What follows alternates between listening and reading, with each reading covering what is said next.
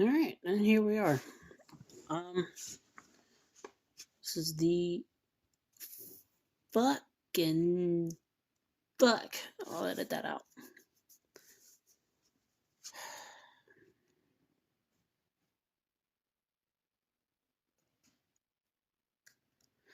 All right. Well, this is the first episode of this podcast, which hopefully is not the last. Although, if I'm being honest, the way I'm feeling about it right this second, it might be. Um,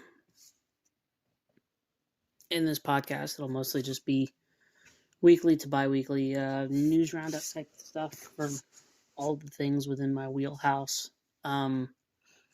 including reviews of things like at this exact moment. X-Men '97 is going to be the main focus for the next few weeks while that show is running.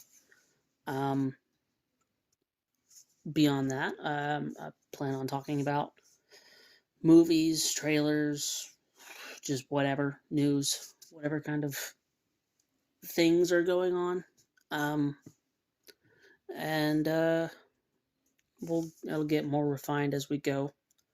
Obviously, I'll get probably a lot better at speaking than I am currently, and we'll think of some segments if I ever end up with any fans at all. Um, Recommendations will be highly appreciated uh, and considered, and I would like to have some guests and whatnot on here, friends, maybe other podcasters when I start to matter.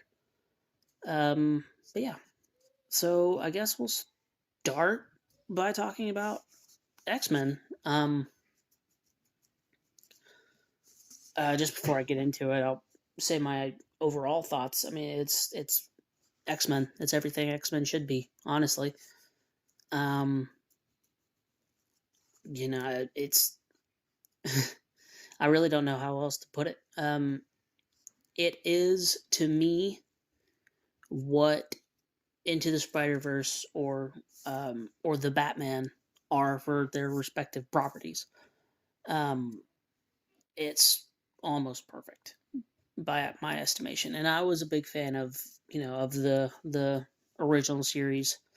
Not that I'm old enough to have watched it when it was coming out, but my dad, when it was coming out, um, recorded it onto VHS tapes and held on to those. So me and my brothers, myself especially, I mean, we watched the hell out of those. And among other things, I mean, that show is what introduced me to the X-Men and superheroes in general, really. That show, the 90s Spider-Man, the Tobey Maguire movies, and the Fox X-Men films. I mean, that was it for me. That was Marvel. And then, of course, on the other side, you had, the Batman, the animated series, and the 90s Batman films. But for me, that was, as a young child, that was superheroes. It was Batman, the X-Men, and Spider-Man. And that show is really where it started in a big way. So it meant a lot to me when this revival came out, more than it does to a lot of people my age, I think. And um, I was incredibly excited for it, and I was not disappointed in the least. I mean, just what they did with, not even with four characters like Storm and Magneto and Cyclops especially. I mean, this is the first time that I can think of that the Scott Summers that we all know from the comics has had representation on screen. And that's something that, if it got nothing else right, it got that right. Um, but yeah, so, I mean, beyond saying that it's peak X-Men, outside of the comics, and even then, I think that it rivals some of the best of I can't believe I'm blanking on his name. Claremont, Chris Claremont, Jesus Christ. It rivals some of the best of Claremont, and I mean, hell, a lot of it is covering Claremont, which most of the '90s show did too. It was essentially just Claremont's run. Excuse me, in animation. But yeah, so I mean, I guess to go episode by episode, episode 1 was Cyclops' episode. I mean, that was the opening in the warehouse against the Friends of Humanity. The way that he was maneuvering across the battlefield using his optic blasts. I mean, that's not something I ever really even thought of, but he was doing it, and it was the sickest shit. And then the way that they had Jubilee being the being what for Sunspot, what Storm and the others were for her in that first episode in Night of the Sentinels. That was genius. It was great just to show how far Jubilee has come since the beginning. And obviously the fight with the Sentinels and the Master Mold. I mean, it doesn't get any better than that. That's the X-Men. That's what the X-Men should be, especially when it comes to action. I mean, what we all saw in the trailer, Gambit charging Wolverine's claws, which I already thought was just the coolest thing I'd ever seen, and then getting the context for it made it even cooler. And honestly, that wasn't even the coolest thing in that scene. I would give that to Storm. She can give him the forecast, indeed. Turning the desert into glass. That was just... I mean, Storm is a goddess, and they portrayed that perfectly. Just for her to have her fall in the next episode, which, again, perfect. I mean, it's all so well written, the whole series. The dialogue, it's very reminiscent of the 90s, so it has that cheese, but it's not heavy-handed, it's not, eye-roll worthy. It's good dialogue, it's well written, it hits hard when it needs to. Obviously the commentary, especially in that second episode at the UN hearing, like what Executioner was saying to Scott as he was beating the hell out of him about mutants and their whining. I mean, I've heard people in real life say that about pick any marginalized group, just one. I've heard somebody say that about them more than once, multiple times, multiple different people. I see it online all the time. I've seen it in person. So that hit, in a bad way, obviously, but... And then everything Magneto had to say in this entire episode, especially when speaking to the judges, that was... I mean, I teared up. That and the scene against the Master Mold, those two scenes had me in tears. Not like ugly boo-hooing, but I teared up, and I'm getting kind of chilly just thinking about it. Is that how you would say that? Chilly? Never mind. But yeah, I mean, that it is everything it should be. And then obviously you have the Madeline priorities at the end, which I don't know how far they're going to take that, if they want to go all in, like in the comics where Madeline is who Scott married. Although, if I'm remembering correctly, Scott knew that it was Madeline. Or if this new Jean is going to be the clone Madeline, who knows? We'll see, I guess. But I'm very excited for that. I'm hoping we get a Wolverine-centric episode, because it seemed like every season of the original series had at least one, if not like 4. Love me some Wolverine, because everybody does. But I would love to see what they do with him if he gets his own episode, just in this animation, with Cal Dodd coming back in this new performance that's still the same in spirit, but very much more seasoned by age and experience. Yeah, I can't wait. I can't wait to see what they do going forward. Can't wait for Wednesday. And speaking of Wednesday on Disney Plus, Bad Batch. Can't wait for that. Um, Although, if I'm being honest, my wife is really more the person who's excited about that. Not that I'm not. It's easily one of my favorite Star Wars properties right now. Um, but the way that I just spoke about X-Men, it's how she speaks about Bad Batch.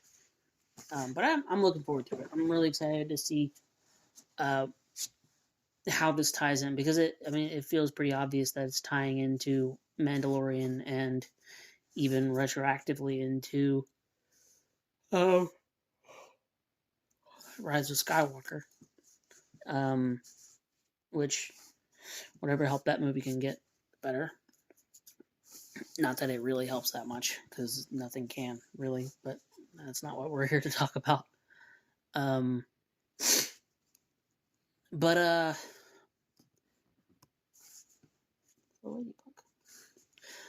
anyway, but yeah, I'm really excited for that. I'm looking forward to see, because I don't think Tech is dead.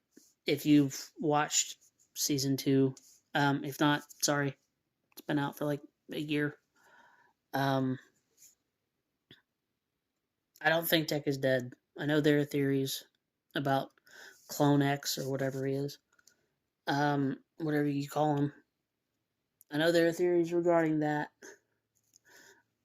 but we'll see. I guess I'm really loving what they're doing with Crosshair, especially after what he went through, his character went through in season 2.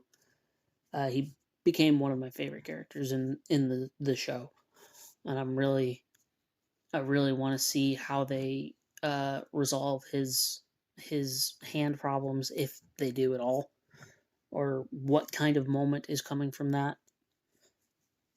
Um, yeah, I'm hyped for that. So, although not nearly as much as I am for X-Men, if you can't tell. What else is there? Lots of trailers this past week. Um, what do we get? I guess the first one that comes to mind is Alien Romulus. Jesus. Alien Romulus. That's a harder word to say out loud than I thought. It looked great. I mean, I haven't seen, I haven't seen, what is it? Don't Breathe? Yeah. I haven't seen Don't Breathe, which is Fede Alvarez's other horror film, but before that, even he did Evil Dead, which I love. Huge Evil Dead fan, which I'm sure I'll talk about that at some point. Not in this episode, I don't think, but I would like to. Big Evil Dead fan, but Evil Dead 2013 was great, and if Fede can bring that level of tension and violence, especially into Alien Romulus, I'm really looking forward to that. That'll be a lot of fun, I think. And if he can, because what I do know, what little bit I do know about Don't Breathe is that there's a lot of that kind of tension. That, there's something in this claustrophobic space hunting us, which in, Don't Breathe is a blind dude with proclivities, we'll say. But if he can translate that onto a xenomorph, especially based on the trailer, which I've only watched it twice, and that's been a few days. I should have watched it before I started recording again, but it's fine. But based on that trailer, if the film keeps the atmosphere from that trailer, then it's gonna be good. I'm looking forward to it. The last Alien, it wasn't terrible. I liked it better the second time I watched it as opposed to the first, but it didn't do it for me, really. It didn't follow up on the momentum from Prometheus, which I'm a big fan of. I know not a lot of people are, but I am. And hopefully this will be the first time I'm able to see an Alien film in theaters, because when Covenant came out, I wasn't able to get to it. and obviously there hasn't been another one since. So we'll see. They've been on a hot streak lately. Prey was great. Prey was fantastic. I loved it. Um, it's not. It's a better movie than than the original Predator. Not to say that I like it more, because I don't. The original Predator is my favorite movie of all time. But that's neither here nor there. But yeah, Alien Romulus looks fantastic. The trailer looks amazing. It's dripping with atmosphere, which is exactly what you want from an Alien film. I have a lot of faith in Fede Alvarez. Listening to his interviews, seeing his previous works. I have faith. I'm excited. I'm really excited. It's looking like it's going to be another. It has the feeling of the original, which is, for my money, one of the best, not only sci-fi horror, but one of the best sci-fi films. Period. One of my favorites.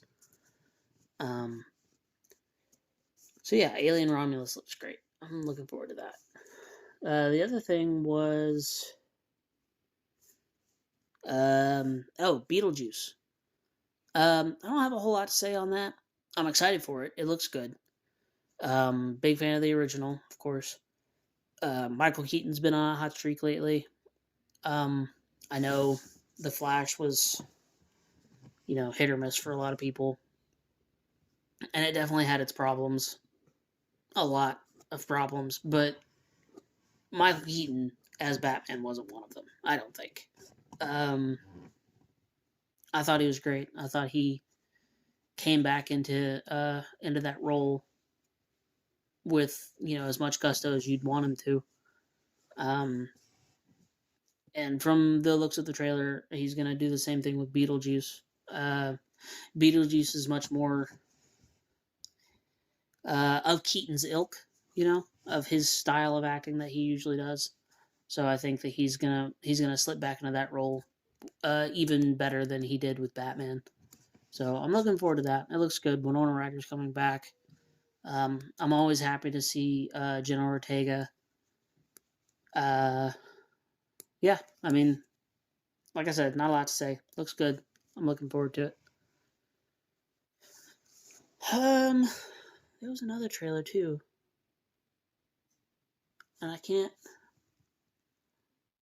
remember what it was. If I thought I could look at, you know what? Maybe I can. Hold on. Let's. Shit. I think I just killed something. Oh, I didn't. Cool. Cool. All right. Let me take a little look-see here. Very, very professional around here, if you can't tell. Oh, God, I don't know what I'm doing. Oh, yeah. Forgot about that. We'll look at that in a second.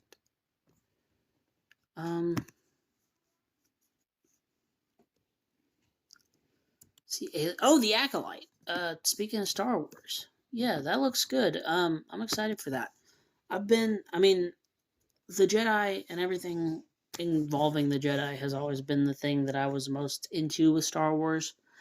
Ironically enough, because most of the things, like my favorite Star Wars things, none of them really involve Jedi. Like, my favorite film, Star Wars movie is Rogue One, which I know. Although I guess of the Disney movies, it's the least hated. And then Mandalorian and Bad Batch. All of those things are like my favorite things. The only other one that's up there with them would be Tales of the Jedi, which I think is probably the best. Like that's exactly what I want from Star Wars. That's the kind of thing I like. I mean, just not a fan of the Jedi Council in general, but I love the storytelling potential that it comes with. Like the fact that the good guys are not good necessarily. I'm a big fan of and it's one of the reasons why I like Qui-Gon Jinn, and now especially Count Dooku so much. Like that series, the Tales of the Jedi, bumped Dooku up like so much. Great character. I just wish we got more of him. And really, the Acolyte. If you look at the timeline that they posted, or that they said it was set in, it's a at least half decent chance that we'll see Padawan Dooku, because it was saying, it's supposed to be set toward the end of the what the High Republic era, which is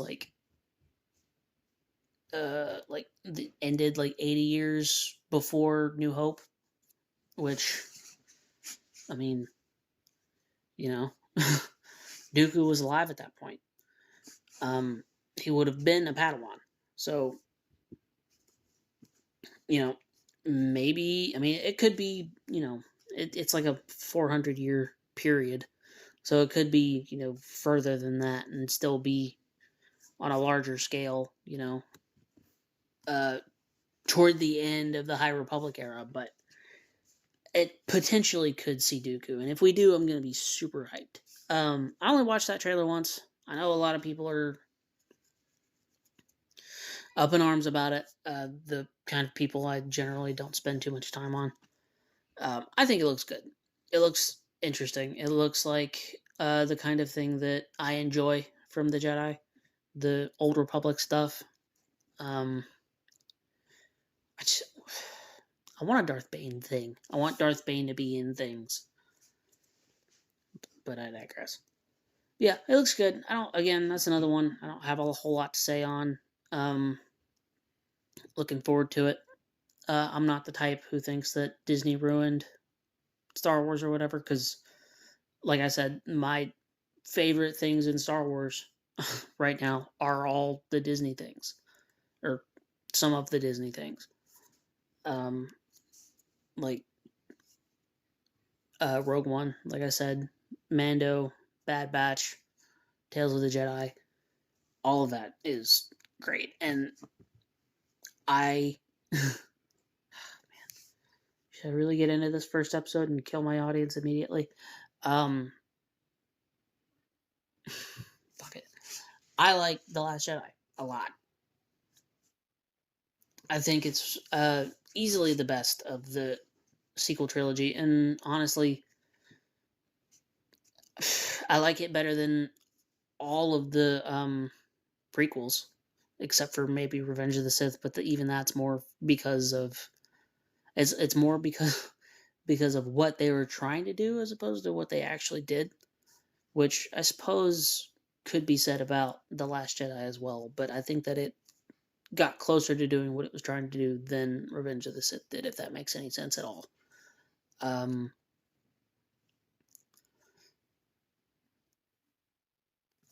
don't think they're chunking as much as everybody else seems to. Which, I mean, I look. I'm not a Disney bootlicker, yeah, or ass kisser. Either way, I'm not a Disney bootlicker. I don't like Disney either as a company, but not because of the content that they make. I dislike them because of the fact that they all but killed physical media in Australia and New Zealand, and the fact that they tried to bring it here and it crashed so hard in Australia and New Zealand as it did, that kept them from doing that. And a myriad of other things that I have neither the time nor the energy to get into. But the content that they're making, I'm a fan of. Disney, Marvel, Star Wars, whatever it is. I like most of it. I mean, I haven't disliked any of the Marvel stuff, which I'm kind of known within my friend group as the guy who likes everything, which, I mean, I don't like everything, but I don't dislike a lot of things, except for Rise of Skywalker. But that's another thing I don't want to get into right now. Anyway, moving away from Disney. Let's see, there was The Acolyte, and then there was think I broke it again. I did. Oh well, I guess we'll go audio only this time. Let me see what trailers we got.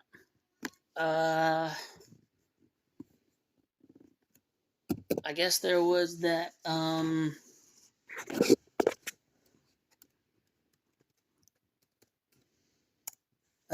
thing I like that nobody else likes. Suicide Squad Kill the Justice League.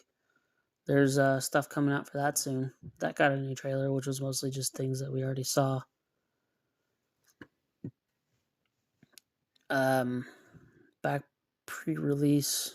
Oh, okay, here we go. The Penguin. That looks great. I mean, it's a gangster show set in the world of the Batman. What else what else do you want? It looks good. It looks really good, and I'm excited for it. Really excited for it. Colin Farrell killed it as the Penguin. He was perfect. I mean, I don't know what else. There's nothing else to say about it, really. He was perfect. There wasn't a whole lot in that teaser. I mean, it was only a minute and a half, and like the first 10 seconds was a teaser for the teaser. But it looks good. It looks violent. It looks like a mobster show, which I'm a big fan of. I love mobster stuff, like stuff like Donnie Brasco, Goodfellas. I never watched Sopranos, but I heard it's just more of that. It's on my list.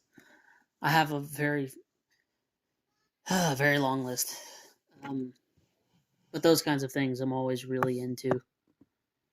There was a new House of the Dragon trailer that I did not see.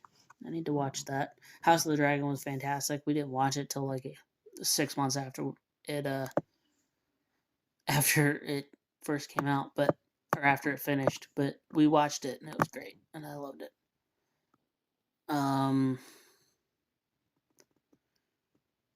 Oh, The Crow. So that's an interesting one. So I love the Crow, the original Crow film. But the thing about that is everyone's treating it as if this new one is a remake of that movie, which I guess in a sense it is. But I feel like that's the same as saying like The Amazing Spider-Man is a remake of Sam Raimi's Spider-Man. Because I don't it's not. It is its own thing. It is another adaptation of the same source material, So I don't feel right calling it a remake, even though most people only know of The Crow because of the movie, which, fair. I didn't know it was a comic until after I watched the movie, well after. So I get it. But, I have a hard time calling it a remake. That said, it does not look like it's going to be nearly as good as the original. The original film, I mean. It doesn't look bad. I think it's going to be fun. It's violent for sure, which is always a good time, even in a bad movie. So I'm looking forward to that. I think it's going to be a fun action movie, and a mortal guy who is hell-bent on revenge, who can take whatever the bad guys can hit him with. I have a soft spot for that kind of thing. Wolverine, the Hulk, Superman, anything like that. Anybody who can take hits and just shrug it off and keep coming, that's always something that I have a special fondness for. It's a power trip kind of thing, I guess. But so it looks like there's going to be a lot of that. Bill Skarsgård is good in everything he's in. I've never seen him in anything that he was bad in, even if everything else around him wasn't great. Which, now that I'm thinking about it, I haven't really seen him in anything that matches that description either. But this looks like it could be that. So I don't know. We'll see. I'm not excited or hyped or anything, but it looks interesting. I'm definitely gonna watch it. Godzilla Kong's coming out. All the trailers look fun for that. Final trailer? I'm scrolling YouTube right now, and there's the thumbnail on this is Kong with wings. I have not seen that trailer, but it looks like it's going to be just sheer insanity, which I'm here for. Oh God, Ben Shapiro, Jesus Christ, talking about the Acolyte, of course. Whatever. Harold and the Purple Crayon. I haven't seen that trailer yet. That looks fun. Anyway, so yeah, that's all. That's trailers. I don't think there was anything else. Oh, I brought up Suicide Squad. Yeah, so I like that game. I think it's a really fun game, and I'm not a big multiplayer shooter type guy. I have yet to play it multiplayer at all. I'm just having fun running around in Metropolis, killing shit, shooting purple zits. It's a lot of fun for me. I just think there's a lot of momentum to the gameplay, which I think is important to a game like that. And, everybody's talking about how it has so little content, which, I mean, yeah, I can't argue that. It's got like 3 game modes and, 3 different ways to play each game mode, if that. And I get that. I mean, I don't think that most of the criticisms of the game are unfounded. It's just most of those things don't bother me. Now, there are a lot of things about, a lot of things that people criticize that game for that I think are just ridiculous. And it's the same kind of people that I mentioned earlier. The kind of people that I don't really plan to spend much time on. But, like, as far as the content goes, I get it. I get that. And people who didn't want it to be what it was, the kind of game that it is, I get that too, because I'm one of them. I mean, I wish it wasn't a live service Destiny wannabe, but it is, and it's a fun one at that. So, I mean, I'm the type of guy who I very much look at what I like in something as opposed to what I don't. Like, I don't see the point in focusing on the things that I despise about something when I could just enjoy it for what it is, Like, look at what it is and enjoy the things about that are enjoyable, as opposed to lamenting on what it could have been. But for me, even though there is a lack of varied content, what is there is fun, and that's enough for me personally. I've had a lot of fun with it, and I think Joker looks like a lot of fun too. And he'll be out in 3 days? That's on Thursday, right? That sounds right. So, I mean, I'll be hopping back on that to try that out, and I think it'll be fun. I'm looking forward to it. What else? Oh, Invincible comes out Thursday. Yeah, Invincible. Let's talk about that. Jesus. What a season, right?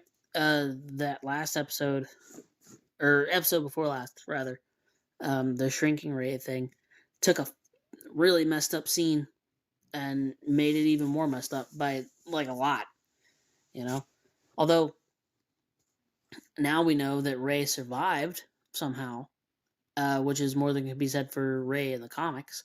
I mean, comic Ray just died and nobody mentioned him again. There was no, growing and getting stuck kind of thing. It was just ate him and that was it. And nobody mentioned him again. Now, not only was she the subject of one of the most grotesque things that's been in that show to date, which is saying a lot considering the show we're talking about, but she survived somehow. So that'll be interesting to see what they do with that. I'm hearing rumors about what the next episode is going to be, which, if they're true, I can't wait. That's going to be so sick. If you know, you know. I'm not going to talk about it right now because we don't know, future spoilers and all that. But if you know, you know. So, yeah. I guess that's that. I mean, I've seen rumblings of the animated Venom movie that Seth Rogen is supposedly producing. So I'm looking forward to that. Writing and producing. Seth Rogen doing anything related to comic books is a win in my book. I mean, Preacher was great, I thought, anyway. Obviously, The Boys and Invincible have been massive hits. It's crazy to me as a comic fan that books like stories like Omni-Man and Homelander as characters are, household names now. I mean, they're both in the most recent Mortal Kombat as guest characters. So there's a certain level of legendary status you have to achieve for that to happen. So I think that that's really cool, and they're really high quality shows too. And then of course the TMNT Mutant Mayhem was fantastic. I mean, I love that movie. It still doesn't beat the original 1990 film for me, but that's peak Turtles as far as I'm concerned. And there's also a lot of nostalgia for that. Again, not that I was alive when it first came out, but it was a movie that me and my brothers watched a lot. Like a lot. So that's kind of colored my view of the Turtles ever since then. Like when I think of Turtles, that's what I think of. But Mutant Mayhem was fantastic. I mean, the animation was unique even in a world post Spider-Verse. It was something that, hadn't really been done in that way before. And the best thing was that it made the Turtles actually feel like teenagers, because they were. I mean, they were all voiced by teenagers, written by perpetual teenager Seth Rogen.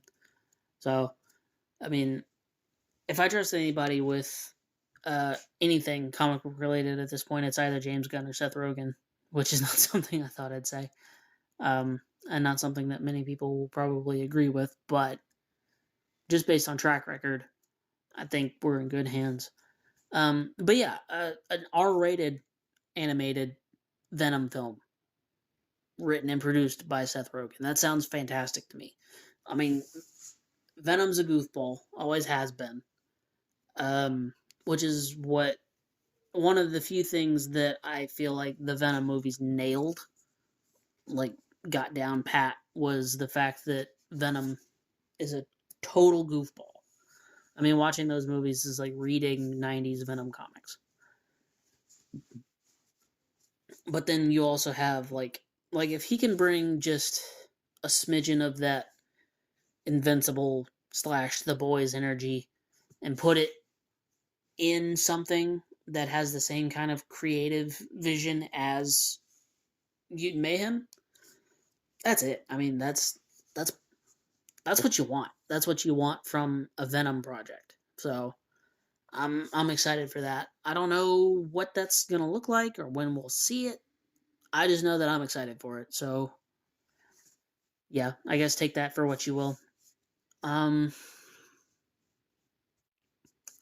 can talk about Superman. Superman's looking, formerly known as Superman Legacy. Superman is looking good. I know the cast is all old news at this point, but I'm excited. The cast looks fantastic. James Gunn is a genius. The fact that he's got his hands in all of the pie gives me hope for a more concise vision than we got previously. And that's not to say anything against Man of Steel or Zack Snyder. I am one of his fans. Man of Steel is one of my favorite superhero movies, period. Henry Cavill's my favorite Superman. However, I'm not one of the fans who is, Snyder or bust. And I think that Gunn has earned a level of trust from WB that Zack didn't. And I'm really hoping that the executives in charge now are going to keep their fingers out of the pie and just let James Gunn do what he's going to do. But I guess we'll see. There's no telling. We'll see. I'm hopeful. The suit looks good from what little bit we've seen. I love the texture on it. Yeah. I mean, it's. I want it to succeed. Because I want a Superman that smiles, and that's not to say that, that Cavill's Superman was bad because he didn't do a lot of smiling, which, yeah, he didn't. But when he did, it counted. And to be fair, there wasn't a whole lot going on in his movies that there was to smile about, I mean, the story that he was telling, that was being told about him, rather, that's the Superman that was needed for that story. And I loved that story. Across, Man of Steel all the way through Zack Snyder's Justice League, obviously. But, I mean, we didn't get to see that all the way through. And I'm hopeful that we will get to this time around, I'm hopeful that Corrin Sweat gets to do what Cavill couldn't. So, yeah, I have hope for that. A lot of hope for that. I'm really excited. I think James Gunn is going to nail it. Damn, I think I might have just blasted through everything in a nervous ramble. I guess I'll talk about comics shit at this point. May as well, I think that the new Marvel Ultimate line is going well so far. Ultimate X-Men. I'm really interested. I'm really intrigued by that because obviously we're only one issue in. But it's Peach Momoko for one, which I'm always excited about. But for two, it looks like it's going to be an incredibly fresh take on it, on the source material, because, I mean, what's going on? It's set in Japan. It's following armor. She's got a straight up Amaterasu. Not Amaterasu, what am I thinking? Susanoo. There we go. Amaterasu's the Black Fire. Anyway, straight up Susanoo.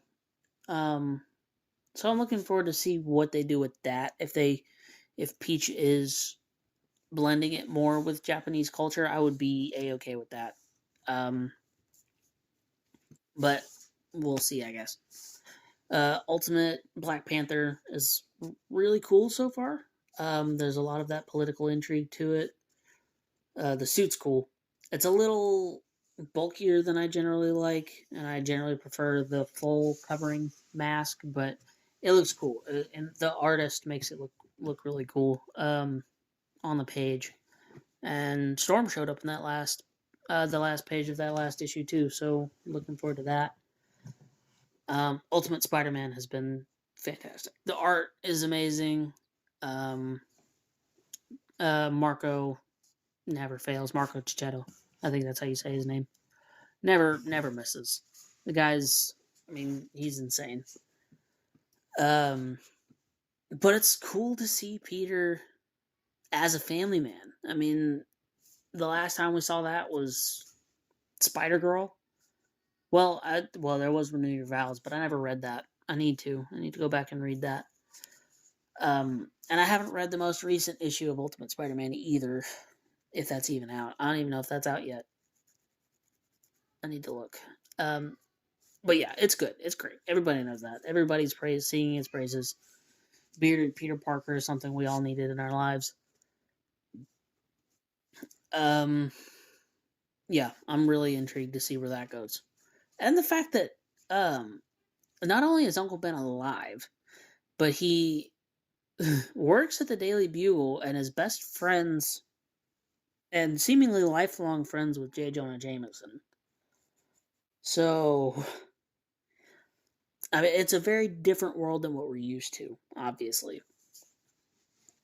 So I guess we'll see where that. I'm excited to see what happens with that. and how that continues. That's one of the ones I'm looking forward to the most, month to month.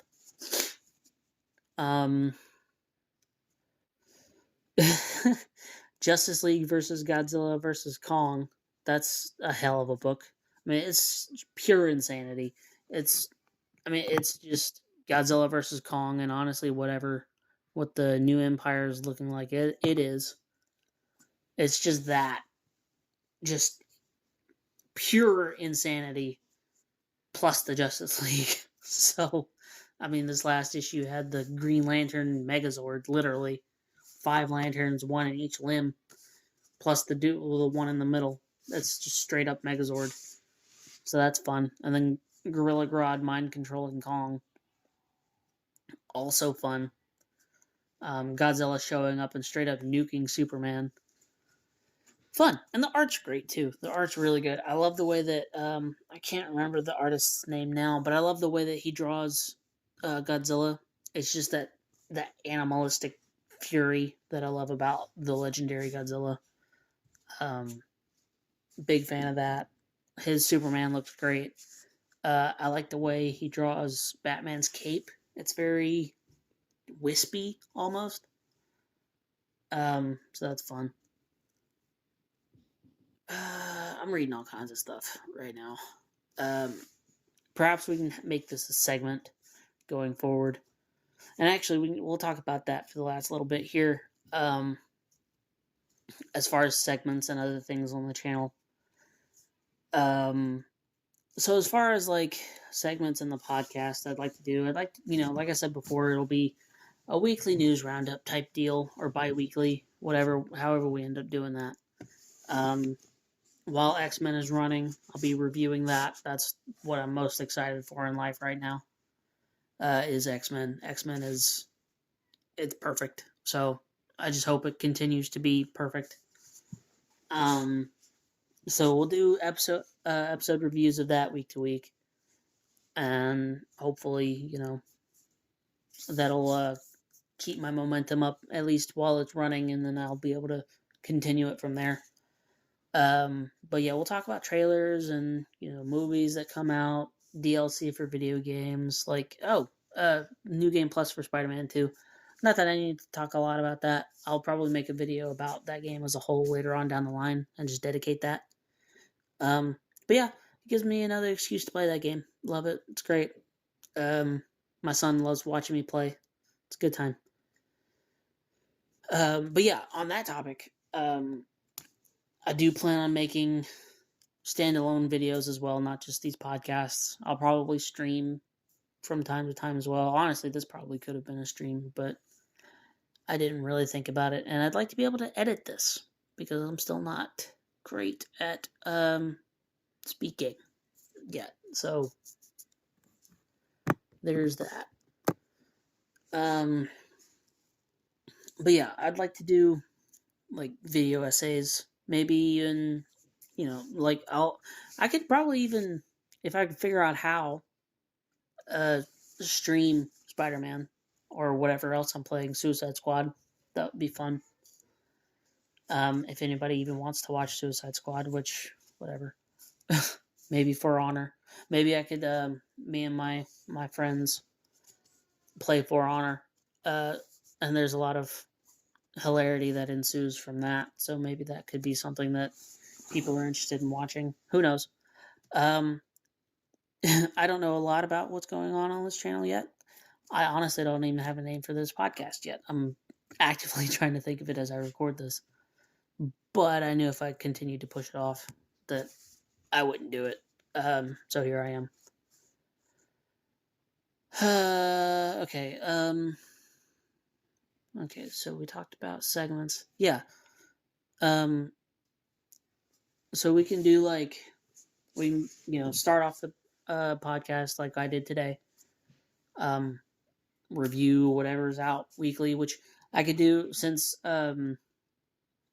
X-Men and Bad Batch come out on the same day. I can do both of those at the same time. Review both of those, especially X-Men. And then we can move on to, news roundup, trailers, just general discussion. about those kinds of things. If I have a guest on, we'll talk about whatever they want to talk about, I guess. Be it toys or video games or films. I have different friends who are into different things. I'm into a lot of different things. And we could talk about, and then I'll talk about comics, whatever I'm reading at the time. I might even have a whole podcast dedicated to one book, like the guys over at Secret Identity do. Troy Bond and his Jewish friend whose name I can't remember. That was not intended to be a racist thing, I promise. I just thought it would be funny. Oh, Jesus. I'm probably going to cut that out. Yeah, I'm going to cut that out. Anyway, bad jokes aside. But yeah, do something like that where I focus on an individual book. Just go over it, like what they do, like what Geek History Lesson does. They do that from time to time. Same with the Bat Force. If any of those guys want to talk to me, I will 100% be on board, please. But yeah, so I think that about wraps it up, actually. These episodes will probably be a little longer once I get a hold on things and I'm not talking as fast because I'm nervous about recording and putting my insane ramblings onto the internet. And once I have a better idea of what I'm even talking about, because I've kind of been making this stuff up as I go today. If you couldn't tell, you probably couldn't. But yeah, so that said, this is the Childlike Man signing off. It's a work in progress. Leave me alone. Bye.